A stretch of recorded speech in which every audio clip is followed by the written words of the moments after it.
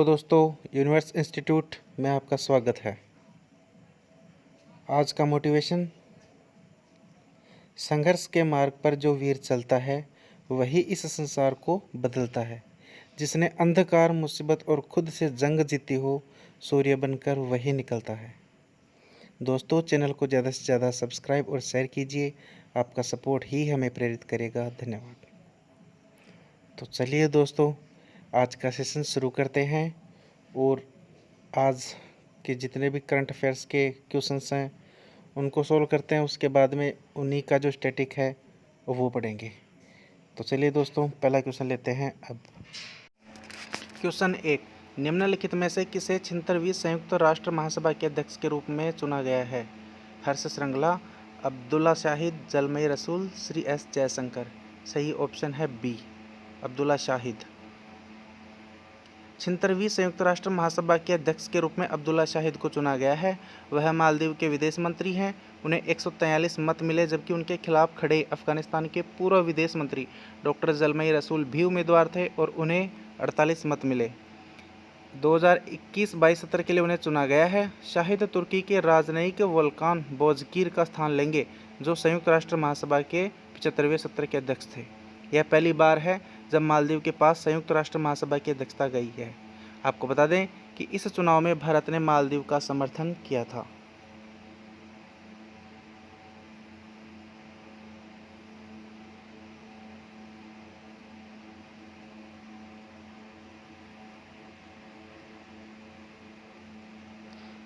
Question 2, Bharat को की अवधि के लिए संयुक्त राष्ट्र की आर्थिक और सामाजिक परिषद के लिए चुना गया है? 2022 से 23 तक, 21 से 23 तक, 2023 से 2025 तक, 2022 से 2024 तक। इसका सही जवाब है ऑप्शन डी, 2022 से 2024 तक। भारत को 2022 से 2024 तक की अवधि के लिए इकोसोक यानी संयुक्त राष्ट्र की आर्थिक और सामाजिक परिषद के लिए चुना गया है। यह परिषद संयुक्त राष्ट्र के 6 प्रमुख अंगों में से एक है। इसकी स्थापना 1947 में की गई थी। भारत को एशिया प्रशांत देशों की कैटेगरी में चुना गया है। इस कैटेगरी में भारत के अलावा अफगानिस्तान, कजाकिस्तान और ओमान भी चुना गया है।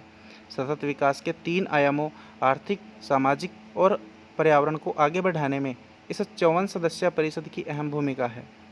संयुक्त राष्ट्र की स्थापना 24 अक्टूबर 1945 को हुई थी और इसका मुख्यालय न्यूयॉर्क, यूएसए में है। संयुक्त राष्ट्र का अंतर्राष्ट्रीय न्यायालय एकमात्र ऐसा अंग है जिसका मुख्यालय यूएसए के बाहर peace palace, the Hague, Netherlands में स्थित है।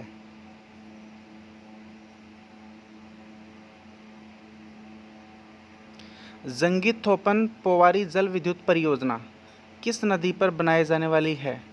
Option A Ganga, B Yamuna, C Sutlej, D Narmada. सही जवाब है ऑप्शन सी सतलज। प्रस्तावित जंगी-थोपन पोवारी जल विद्युत परियोजना इन दिनों काफ़ी चर्चा में है। दरअसल हिमाचल प्रदेश के किन्नौर के लोग इस परियोजना का लगभग 2 महीने से विरोध कर रहे हैं। 804 मेगावाट वाली यह परियोजना हिमाचल प्रदेश में सतलज नदी पर बनाई जाने वाली है। इस परियोजना के तहत एक बांध बनाया जाएगा। आपको बता दें कि इस बांध की वजह से जो जलाशय बनेगा उसका अधिकांश हिस्सा वर्तमान में वनीय भाग है, जो बांध बनने के बाद डूब जाएगा।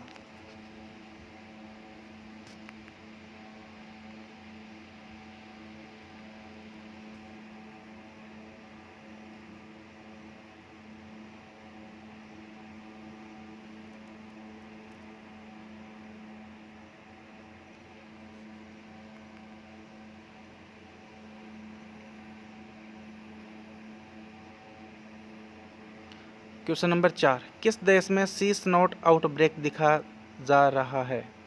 ऑप्शन ए तुर्की, B Bharat, C America, D Canada. इसका सही जवाब है तुर्की।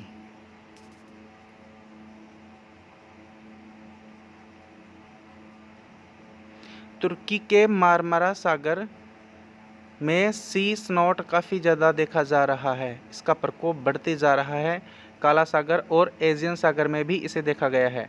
आपको बता दें कि मारमारा सागर काला सागर को एजियन सागर से जोड़ता है।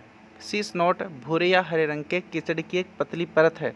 जानकारों के मुताबिक जलवायु परिवर्तन के कारण फाइटोप्लैंक्टन के अधिक उत्पादन और घरेलू एवं औद्योगिक कचरे के समुद्र में अनियंत्रित डंपिंग की वजह से सी स्नॉट की स्थिति पैदा हुई है।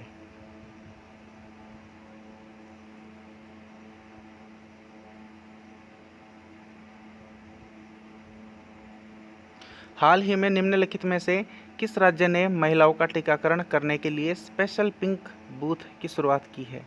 Option A Orissa, B Chhattisgarh, C Uttar Pradesh, D Assam. और इसका सही जवाब है ऑप्शन सी उत्तर प्रदेश। उत्तर प्रदेश सरकार ने महिलाओं का टीकाकरण करने के लिए स्पेशल पिंक बूथ की शुरुआत की है। यहाँ पर सिर्फ महिलाओं का टीकाकरण किया जाएगा। राज्य के सभी जिलों में स्पेशल पिंक बूथ शुरू किए जा रहे हैं।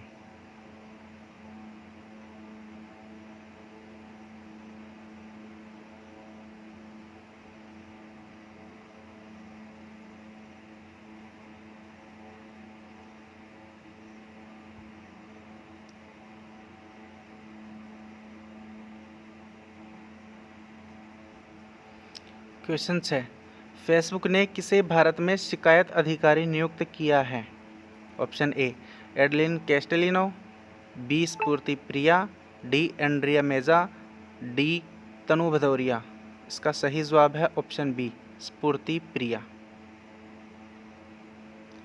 फेसबुक ने स्फूर्ति प्रिया को भारत में शिकायत अधिकारी नियुक्त किया है। यह कदम हाल ही में लागू हुए नए information technology intermediary guidelines and digital media ethic code rules 2021 की पृष्ठभूमि में उठाया गया है। इन नियमों के तहत 50 लाख से अधिक उपयोगकर्ता वाले सोशल मीडिया प्लेटफॉर्म के लिए एक शिकायत अधिकारी, नोडल अधिकारी और एक मुख्य अनुपालन अधिकारी नियुक्त करना जरूरी है। इस पद पर नियुक्त व्यक्तियों को भारत का निवासी होना अनिवार्य होगा।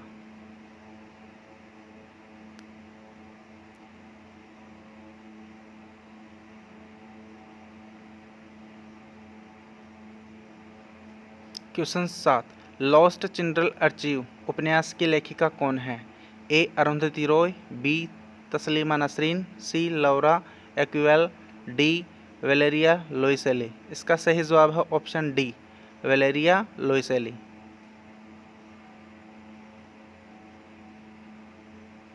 हाल ही में लॉस्ट चिल्ड्रन आर्चिव उपन्यास ने डबलिन साहित्य पुरस्कार जीता। इस उपन्यास की लेखिका वेलेरिया लोइसेली है। वेलेरिया लोइसेली का यह पहला उपन्यास है। डबलिन सिटी का काउंसिल इस पुरस्कार की स्पॉन्सर है। इस पुरस्कार की राशि $1,22,000 है। अंग्रेजी में प्रकाशित होने वाले उपन्यास के लिए यह एक शीर्ष मौद्रिक पुरस्कार है। फाइनलिस्ट को दुनिया भर के पुस्तकालय द्वारा नामित किया जाता है। यह उपन्यास 2019 में प्रकाशित किया गया था। यह उपन्यास प्रवासी बच्चों से संबंधित मुद्दों के बारे में बताता है।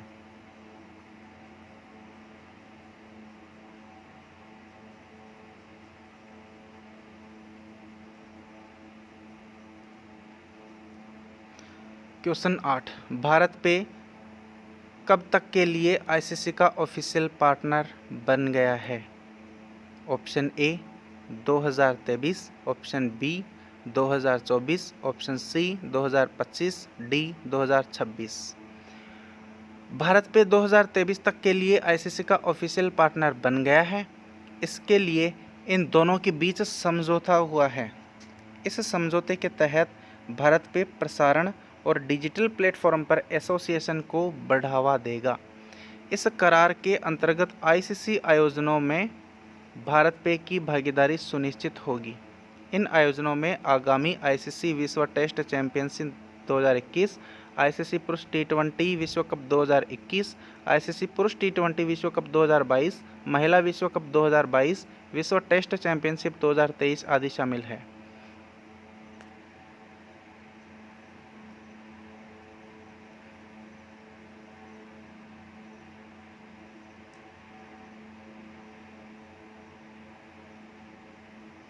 यह साझेदारी भारत पे को देश भर में क्रिकेट प्रशंसकों और दुकान मालिकों के साथ जुड़ने के लिए अभियान चलाने में सक्षम बनाएगी।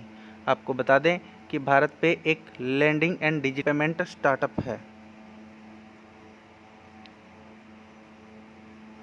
भारतीय फुटबॉल टीम के कप्तान सुनील छेत्री सर्वाधिक गोल करने वाले सक्रिय खिलाड़ियों की सूची में किस स्थान पर पहुंच गए हैं?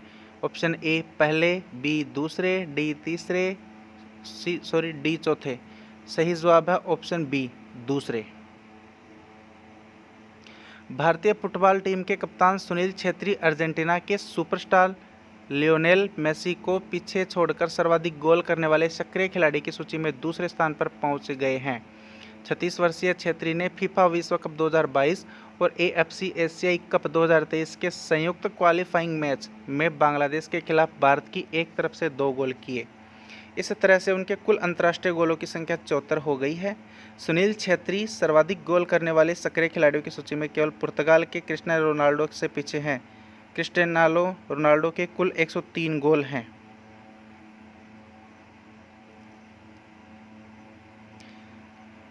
क्वेश्चन नंबर 10, खबरों में रहा शर्लॉक क्या है? Super computer, gene editing tool, कछुआ, ऑप्शन डी सांप।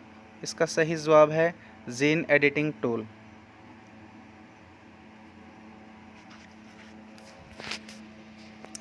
दरअसल एक जीन एडिटिंग टूल अब वैज्ञानिकों को सैन फ्रांसिस्को खाड़ी में साल्मोन मछली की एंडेंजर्ड स्पीशीज को खोजने में मदद कर रहा है। इस टूल का शर्लॉक नाम है। शर्लॉक का पूरा नाम specific high sensitivity enzymatic reporter unlocking है। इसका प्रयोग कैंसर के इलाज एवं कोविड-19 के लिए रैपिड टेस्ट में किया जा रहा है।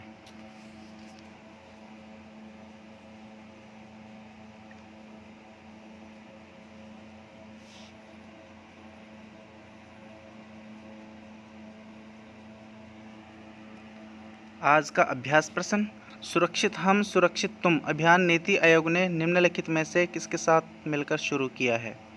इसका जवाब आपको कमेंट बॉक्स में लिख कर देना है।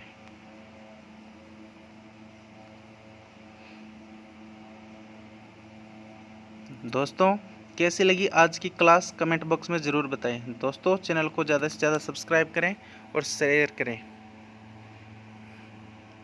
दोस्तों वीडियो है, जितने भी वीडियोस आप लोगों को मिलेंगे उनको ज़्यादा से ज़्यादा शेयर करें ताकि हमें भी प्रेरणा मिले कि हम भी और ज़्यादा कोशिश करें और ज़्यादा मेहनत करें आपके लिए।